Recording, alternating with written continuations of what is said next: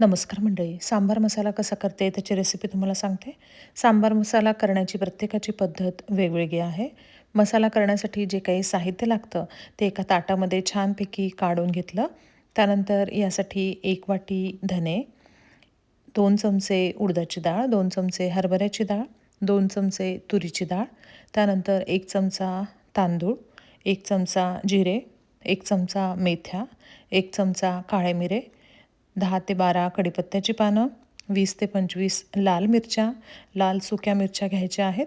त्यानंतर 1 टीस्पून हळद आणि 1 टीस्पून सगळ्यात शेवटी ह्यामध्ये घालण्यासाठी हिंग आणि 1 मोठा चमचा सगळ्यात शेवटी काश्मीरी रेड चिली पावडर सांबारामध्ये घातली होती मसाला झाल्यानंतर. हे सगळं जे साहित्य आहे ते काढून घेतलं.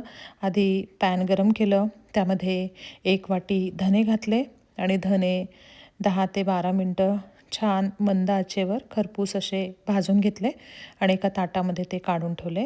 त्यानंतर त्याच पॅनमध्ये 2 चमचे उडदाची डाळ, 2 चमचे हरभऱ्याची डाळ, 2 चमचे तूर डाळ, तिन्ही डाळी एकत्र केल्या आणि मंद आचेवर ह्यासुद्धा छान खरपूस भाजून घेतल्या. कारण पॅन आधीच गरम होता त्यामुळे पटकन डाळी भाजून झाल्या. त्यानंतर त्यामध्येच 1 चमचा तांदूळ घातले आणि तांदूळसुद्धा खरपूस भाजून घेतले. फक्त कुठलाही चिकट तांदूळ यासाठी घ्यायचा नाही आहे. बाकी कुठलाही तांदूळ घेतला तरी चालेल आणि नाही टाकला तरीही चालेल. त्यानंतर त्याच पॅनमध्ये 1 चमचा जिरे, 1 चमचा मेथ्या आणि 1 चमचा काळे मिरे घेतले आणि ते सुद्धा छान भाजून घेतले. पॅन आधीच गरम असल्यामुळे हे सगळं छान पटकन भाजलं गेलं. त्यानंतर 10 ते 12 कढीपत्त्याची पानं घेतली आणि ही अगदी ताजी कढीपत्त्याची पानं घेतली आहेत. ती छान त्या पॅनमध्ये परतून घेतली. पॅन गरम असल्यामुळे ही पानं पण छान कुरकुरीत परतून झाली. तीसुद्धा काढून ठेवली. त्यानंतर 20 ते 25 लाल सुक्या मिरच्या घेतल्या आणि पॅनमध्ये यासुद्धा परतून घेतल्या छान. आणि हा जो सगळा तयार केलेला हा जो मसाला आहे ताटामध्ये सगळा काढून ठेवत होती. तर हा आधी सगळा छान गार होऊ दिला. गार झाल्यानंतर मिक्सरच्या मोठ्या भांड्यामध्ये सगळा हा मसाला एक-एक करून टाकला.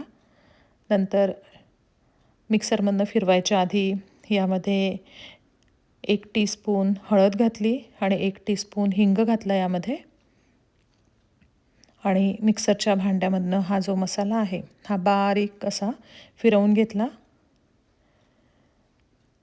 छान बारीक असा हा मसाला फिरवून झाल्यानंतर त्याच्यामध्ये 1 चमचा काश्मीरी रेड चिली पावडर टाकली आणि आता इथे तुम्हाला सगळ्यात शेवटी थोडं मीठ घालायचं असेल तर 1 चमचा ह्यामध्ये मीठसुद्धा तुम्ही घालू शकता आणि हा सगळा मसाला एकत्र केला. छान सांबार मसाला तयार झालेला आहे. यामध्ये चिंच आणि सुकं खोबरं यावेळी मी घातलं नाही. मागच्या वेळी मी ते घातलेलं होतं, पण यावेळी मी ते घातलेलं नाही. तुम्हाला जर हवं असेल तर यामध्ये तुम्ही चिंच आणि सुकं खोबरं थोडं घालू शकता. हा छान सांबार मसाला तयार झाला आहे आणि वास पण सगळीकडे खूप छान सुटलेला होता. कोरड्या काचेच्या बरणीमध्ये 1.5-2 महिने भरून ठेवला किंवा जास्त पण हा मसाला आपल्याला सांबारासाठी वापरता येतो. तुम्हीसुद्धा अशा प्रकारे घरच्या घरी सांबार मसाला तयार करून बघा. धन्यवाद.